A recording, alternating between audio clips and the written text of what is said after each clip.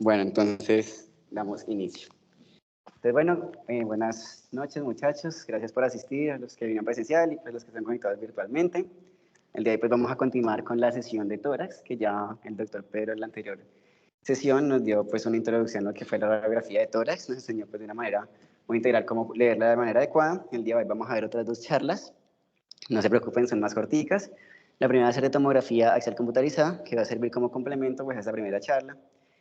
Vamos a hablar un poco de las generalidades que tenemos que tener en cuenta al momento de leer este tipo de imágenes y posteriormente un poco sobre la anatomía para ubicarnos un poco en esta imagen. Entonces, pues recordemos los principios que vimos incluso de la primera sesión. Recordemos que la tomografía axial computarizada es un tipo de imagen que utiliza radiación ionizante y sigue exactamente los mismos principios que la radiografía convencional. Se produce pues en esta máquina que se llama el gantry, donde en su interior tenemos un tubo de rayos X que tiene múltiples detectores y pues va a generar un movimiento rotatorio a medida que el paciente se introduce en él, generando que los rayos X atraviesen al paciente de manera helicoidal y genere imágenes de más alta calidad en un plano axial. Recordemos que lo que hace es tomar múltiples imágenes en diferentes niveles del cuerpo en un plano axial y son unas tan pegadas a otras que genera este tipo de tridimensionalidad y eso nos permite reconstruirlas en los otros planos, coronal y sagital. Incluso se puede reconstruir en otros planos. Bueno, también hablábamos en la primera clase que en la tomografía axial computarizada hablamos de las unidades Hounsfield, que recordemos que se genera a partir del coeficiente de atenuación de los diferentes tejidos del cuerpo. Hablábamos esa vez que los diferentes tejidos van a tener distintas densidades.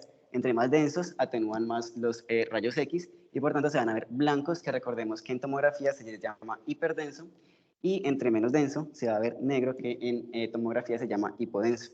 Y cuando comparamos dos estructuras o dos tejidos que tienen la misma densidad, se les dice que son isodensos uno al otro. Normalmente, cuando hablamos en tomografía, cuando hablamos de isodensidad, por lo general estamos comparando con respecto al músculo estriado, como nos lo había dicho el doctor la anterior vez. Entonces, pues aquí igual les traje el cuadro de empezar a recordar un poco más o menos cuáles son las unidades Hounsfield de cada tipo de tejido. El aire, pues que es lo menos denso, tiene unidades Hounsfield alrededor de -1000, la grasa alrededor de -100, el agua aproximadamente vendría siendo el 0, después ya todo el espectro de los tejidos blandos y la sangre, y finalmente el hueso. Esto ya lo hemos visto en la primera clase, entonces pues igual, lo traje como para recordarlo, así brevemente. Entonces bueno, esto es lo que hablábamos, se genera una imagen axial a partir de la cual podemos hacer reconstrucción en los otros planos, sagital y coronal. Lo otro que hablábamos en la primera sesión es de las ventanas, que a partir de una sola imagen, de una sola tomografía, podemos alterar los parámetros para a partir de esa imagen poder pues, cambiar los parámetros y visualizar o resaltar diferentes estructuras. Específicamente en el TAC pulmonar, o en el TAC de tórax, usamos esas tres ventanas principalmente, que son la ventana pulmonar, que esta nos sirve principalmente para hablar, como dice su nombre, ambos campos pulmonares, como se puede ver muy bien, nos resalta de manera adecuada lo que es el patrón vascular y todo el patrón bronquial de ambos campos pulmonares, incluso se pueden ver todas estas fisuras y todo este patrón pues, pulmonar. También tenemos la ventana de tejidos blandos, la cual la utilizamos más para evaluar lo que es el mediastino, donde se encuentra el corazón, los grandes vasos y las estructuras que ya les iré mencionando. Y la ventana ósea, que nos va a servir para evaluar todo lo que sería la reja costal y en lo que sería la columna vertebral torácica. Recordemos también el concepto del contraste intravenoso. Recordemos pues que el contraste pues es una solución la cual tiene una densidad mayor normalmente a la mayoría de tejidos y por tanto nos permite resaltar ciertas estructuras. Normalmente lo tomamos en diferentes fases, una fase arterial, una fase venosa y en algunos casos fases tardías.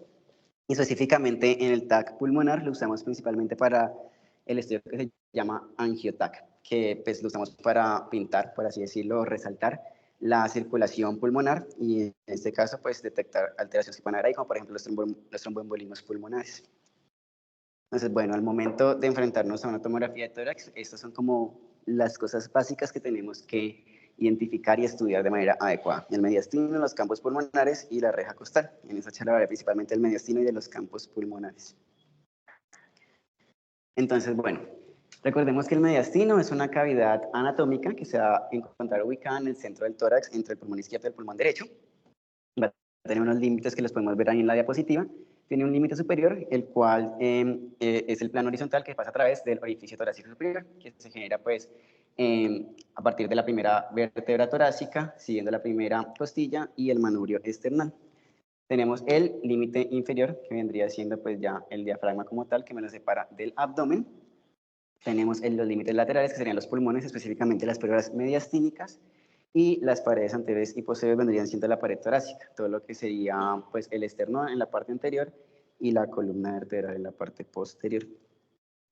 Y pues los componentes que vamos a encontrar dentro del mediastino van a ser el esófago, la tráquea, el timo, el corazón, y pues otros grandes vasos como por ejemplo la vena cava superior y los vasos pues que se generan a partir de la aorta o los confluyentes pues de la vena cava.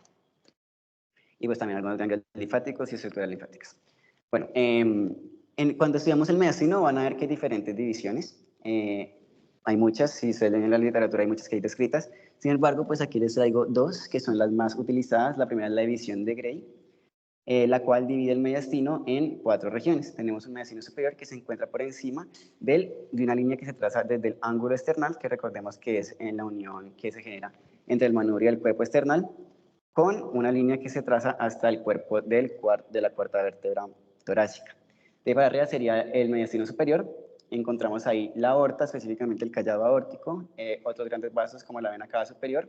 Encontramos la tráquea, el tercio superior del esófago, el timo, la parte superior del timo, esto principalmente pues en niños donde el timo todavía es bastante grande, y algunos ganglios linfáticos.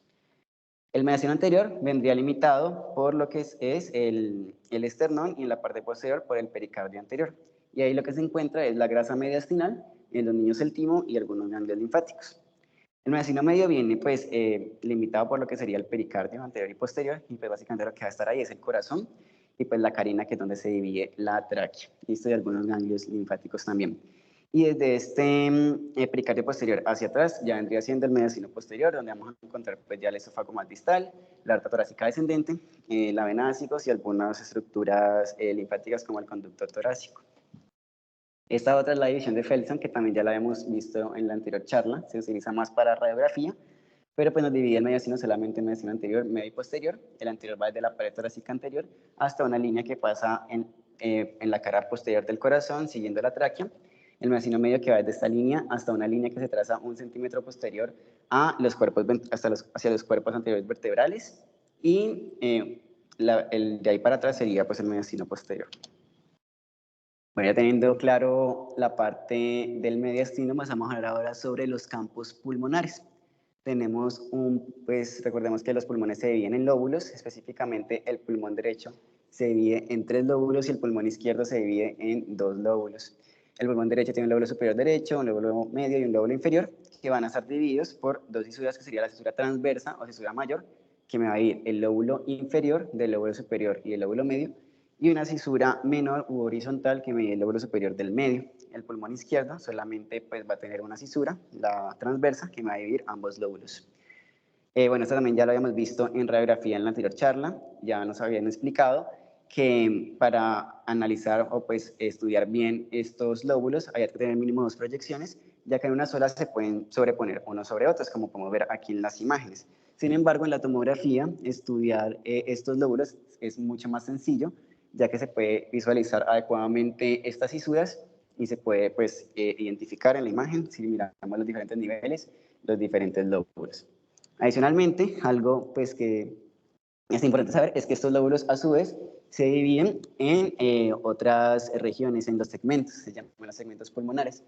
Específicamente en el pulmón izquierdo son 8 segmentos y en el pulmón derecho son 10 segmentos. Y esos segmentos se generan a partir de la división bronquial.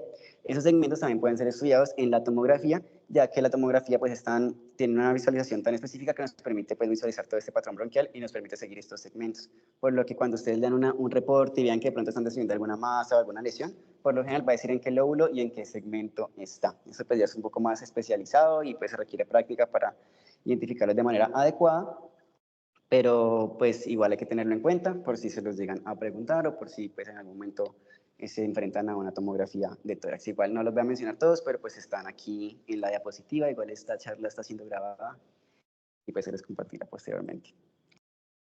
Bueno, entonces ya pues pasando a las imágenes como tal, aquí les traigo unas imágenes en un plano sagital para poder visualizar de manera adecuada estas cisuras. Entonces tenemos una del pulmón derecho acá, donde podemos ver estas 2 cisuras de manera Pues muy bien, aquí vemos la cisura transversa que nos está dividiendo este lóbulo inferior del lóbulo superior. Y aquí tenemos la cisura horizontal que nos divide este lóbulo superior del lóbulo medio. Se ven muy bien pues los tres lóbulos. Y en el izquierdo vemos la cisura transversa que nos divide el lóbulo superior del lóbulo inferior. Aquí unas imágenes en otros planos para ver específicamente esa cisura horizontal o cisura menor en el pulmón derecho. Entonces aquí en un plano axial vemos la cisura que nos divide el lóbulo superior acá del lóbulo medio que aquí apenas está empezando a ver. Estamos en un corte bastante alto. Y aquí se alcanza también la cisura transversa. Y pues aquí en unos planos coronales, se ve un poquito aquí, si me creen, aquí se ve una línea delgadita que es la cisura horizontal y en el lóbulo superior del lóbulo medio. Adicionalmente es muy importante evaluar las tráqueas y los bronquios. Como les mencionaba anteriormente, pues la tráquea se va a ver de una densidad hipodensa, con densidad de aire, pues porque en su interior hay aire. Entonces vemos la tráquea se divide en dos lóbulos principales, uno derecho y uno izquierdo. De ahí va a tener una división lobar y posteriormente una división segmentaria, que es lo que podemos ver en esta otra imagen de acá. Pues no lo voy a mencionar todo porque pues sería muy largo, pero pues ya saben que se divide de esa manera y también se puede estudiar de manera adecuada acá, aquí en un plano axial. Y lo otro importante que es importante evaluar serían los vasos pulmonares, la circulación pulmonar, que también este tipo de imágenes nos da una resolución bastante alta de ellas. Normalmente se van a ver como en esta segunda imagen de acá, como unos punticos blancos o unas líneas blancas, ¿sí? Hiperdensas, las cuales nosotros podemos seguir a medida que bajamos o subimos en la imagen. Y eso es lo que nos permite diferenciar un vaso de, por ejemplo, alguna lesión nodular, que muchas veces se puede confundir. Lo que ustedes tienen que hacer es mirar muy bien la imagen, subir, bajar, explorarla, y van a ver que el patrón vascular normalmente tiene una continuidad. O sea, ustedes pueden seguir el vaso. A diferencia, por ejemplo, de los nódulos, que son lesiones que aparecen y desaparecen, no tienen como una continuidad en sí en la tomografía. Otra pista que pues, pueden ayudarse para identificar los vasos es que normalmente van acompañados de un bronquio segmentario, como se puede ver en esta imagen. Entonces, bueno, teniendo ya eso en cuenta, pasamos ahora a hablar un poco más sobre la anatomía de los 6 niveles pulmonares. Aquí esa es la parte que pues, más me interesa que presten atención, porque vamos a aprender a identificar las estructuras en un TAC de tórax, que muchas veces, pues cuando uno lo ve por primera vez, uno se siente muy perdido. Entonces, con ese sistema de los 6 niveles, pues a mí me parece un poco más fácil. Y pues la idea es que ustedes también puedan empezar a identificar las diferentes estructuras en el TAC de tórax. Entonces lo que vamos a hacer es tener estos cortes, los que se pueden ver ahí en la imagen, y pues vamos a mirarlas en un plano axial para identificar las estructuras. Entonces empezamos con el primer nivel, que sería el nivel de los 5 vasos. Como pueden ver es un nivel bastante alto, por encima de la aorta, y pues que se llama nivel de los 5 vasos, porque como dice su nombre, vamos a tener que identificar 5 estructuras vasculares, 2 venosas y 3 arteriales, que son las que están ahí resaltadas. Las que están de azul son estructuras venosas. La primera que podemos ver acá, ¿sí ven mi cursor? Sí. Es la vena cava superior, pues que va a estar bajando hacia el corazón. Y a esta va a llegar esta otra estructura vascular, que se ve grande acá, en la parte anterior, que es la brachiocefálica izquierda, que va a llegar aquí a la cava superior en un nivel más inferior. Detrás de esta estructura vascular grande, la vena brachiocefálica, se van a encontrar las otras 3 estructuras vasculares, que son arteriales. Encontramos que básicamente van a ser las 3 vasos que salen directamente de la aorta, que son el tronco brachiocefálico, que recordemos que después nos da la carótida común y la subclavia del lado derecho. Tenemos la carótida común del lado izquierdo y la subclavia izquierda. En ese orden, estas 3 estructuras vasculares, para que pues, se acuerden de ellas. Y pues que recordar que son las 3 estructuras que salen directamente de la aorta. Por detrás encontramos la tráquea, aquí pues con una densidad aérea, y aquí este tejido sería pues el esófago, que como podemos ver aquí es un poco colapsado, pero se alcanza a ver un poco de aire en su interior. En algunas ocasiones puede que llegue a estar completamente colapsado y puede confundirse, pero para que lo tengan en cuenta, ahí se ubica pues el esófago. Por lo demás, el resto del mediastino va a tener una densidad grasa. En algunas ocasiones se pueden llegar a ver lesiones o masas. Entonces, si ustedes ven de pronto alguna otra lesión que no corresponda a estos vasos, pues es importante prestar atención porque puede llegar a ser alguna masa o algún ganglio que hay que seguir. ¿Listo? Al momento de verlo en una ventana pulmonar, pues al estar en un corte tan alto, vamos a encontrarnos todavía en los lóbulos superiores de ambos pulmones, específicamente en los segmentos apicales de ambos pulmones. ¿Listo? Seguimos ahora con el nivel del callado aórtico. Entonces, como dice su nombre, se traza pues, un corte a nivel del callado aórtico, que es esa estructura grande que podemos visualizar en este nivel aquí, la que estoy delimitando aquí con el cursor. en la porción anterior suele ser más grande que en la porción posterior, es para tenerlo en cuenta siempre. Y pues al lado pues vemos la vena cava superior que sigue descendiendo hacia el corazón. Aquí seguimos viendo la tráquea y el esófago posterior a esta. Y pues vemos aquí esta densidad grasa que va a corresponder al timo residual que pues, está en el adulto. Hay que diferenciarlo pues, del timo que se ve en un niño, que como podemos ver es más grande, tiene una conformación un poco más triangular y tiene una densidad más parecida a una densidad de tejidos blandos. Entonces, para que lo comparen, siempre en la parte anterior va a estar así, ya sea el timo residual o el timo como tal en los niños. Si lo vemos en una ventana pulmonar, ya vamos a ver, pues en el pulmón derecho vamos a seguir viendo únicamente el lóbulo superior, pero en el pulmón izquierdo vamos a empezar a ver ya el lóbulo inferior, y aquí podemos ver la cisura mayor o la cisura transversa. Se ve pues bien aquí delimitadita. Entonces se ven las porciones más apicales del lóbulo inferior. Posteriormente llegamos al nivel aorta pulmonar. Ese es un nivel un poco más abajo. Y como podemos ver, ya no vemos el callado ártico, sino que vemos la aorta ascendente y la aorta descendente. Y entre ellas dos vamos a empezar a ver una estructura vascular que es la arteria pulmonar. La alcanza como a rozar, miren, aquí se puede ver. Entonces, ese pedacito que vemos ahí es la arteria pulmonar en su porción más superior. Seguimos viendo la vena cava superior bajando, y esa estructura que se ve acá es la vena ásicos, que recordemos que ella asciende en la pared posterior torácica y posteriormente pues va hacia la vena cava superior. Entonces, en este corte específicamente ya se alcanza a ver un poquito más lateralizada, pero ya vamos a ver más abajo que se ve en esta porción posterior. ¿Listo? Y pues la grasa. Una cosa muy importante acá es visualizar las áreas que hay entre estas aortas, ya sea la ascendente o la descendente, con la arteria pulmonar, ya que en algunos casos pueden encontrarse masas o lesiones ahí y es importante reportarlas, ya que entre estas estructuras no debe haber nada más. ¿Listo? En la ventana pulmonar seguimos viendo el lóbulo superior derecho y pues en el izquierdo cada vez vemos un poquito más del lóbulo inferior. Aquí seguimos viendo la cisura. Seguimos con el cuarto nivel, que sería el nivel del tronco de la arteria pulmonar. Entonces, como es su nombre, ya trazamos un corte a nivel de la arteria pulmonar, que aquí se ve muy bien con su división en la arteria pulmonar derecha y la arteria pulmonar izquierda. Y a partir de ahí ya se va a generar pues, toda la circulación pulmonar que podemos seguir en los campos pulmonares. Seguimos viendo la aorta ascendente en la parte anterior y la descendente en la parte posterior. Vemos aquí, ya aquí el esófago se ha dividido en la carina, entonces vemos aquí los dos bronquios, este de acá y este de acá, el derecho y el izquierdo. El derecho no se ve tan bien aquí con esta ventana, pero ya se los muestro en una ventana pulmonar. Y aquí atrásito pues el esófago con el aire en su interior. Y por acá descendiendo la vena ásicos. Entonces aquí es lo que les decía, aquí ya se ve mejor la división bronquial. Y pues ya aquí empezamos a ver el lóbulo inferior derecho, aquí la cisura dividiendo el lóbulo superior y el lóbulo inferior sería la cisura mayor. Y pues cada vez vemos un poquito más del lóbulo inferior izquierdo. Llegamos al quinto nivel, que es el nivel cardíaco alto. Como es su nombre, ya vamos a trazar un corte a nivel del corazón, pero pues en la parte superior. Aquí podemos visualizar muy bien las cámaras cardíacas. Entonces vemos en la parte posterior lo que vendría siendo el atrio izquierdo. Hacia la porción izquierda, hacia el lado izquierdo, vendría el ventrículo izquierdo. En toda la pared anterior, el ventrículo derecho. Y en la pared lateral derecha, pues vendríamos viendo el atrio derecho.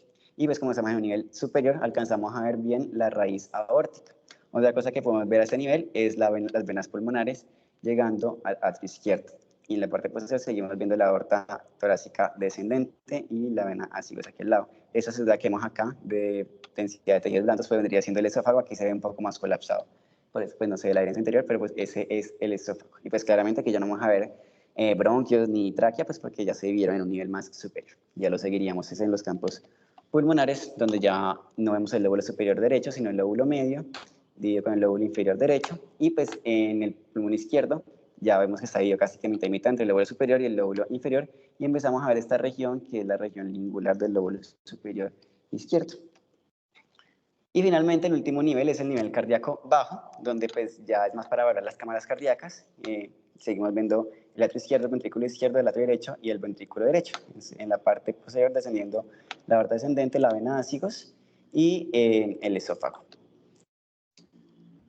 Y pues en la ventana pulmonar seguimos viendo el lóbulo medio, el lóbulo inferior del lado derecho, y ya aquí en el pulmón izquierdo predomina el lóbulo inferior izquierdo, y en la porción se alcanza a ver un poco del campo del lóbulo superior, pero ya más esta región que es la língula como tal. Entonces pues eso sería todo.